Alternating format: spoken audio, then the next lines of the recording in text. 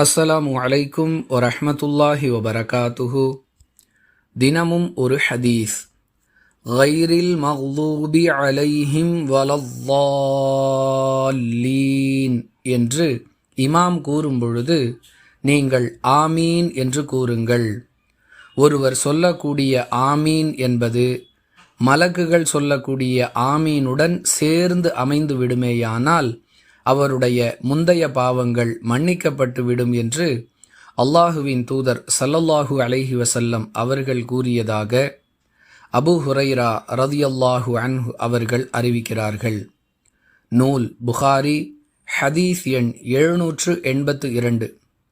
அன்பிற்குரிய அல்லாஹுவின் நல்லடியார்களே, ஜமாத்தாக நடைபெறக்கூடிய தொழுகையில் இமாம் திருக்குர்ஆனை சப்தமிட்டு ஓதக்கூடிய ரக்காத்துகளில் சூரத்துல் ஃபாத்திஹாவை ஓதி முடித்தவுடன் பின்பற்றி தொழக்கூடியவர்கள் ஆமீன் என்று சொல்ல வேண்டும். அதனால் கிடைக்கக்கூடிய பயன் என்ன என்பதை இந்த ஹதீஸ் விளக்குகிறது. நடைமுறைப்படுத்தி நன்மையை பெறுவோம். வாஹிரு தஅவானா அனில் ஹம்துலில்லாஹி ரப்பில் ஆலமீன். அஸ்ஸலாமு அலைக்கும் வரஹ்மத்துல்லாஹி வபரகாத்துஹு.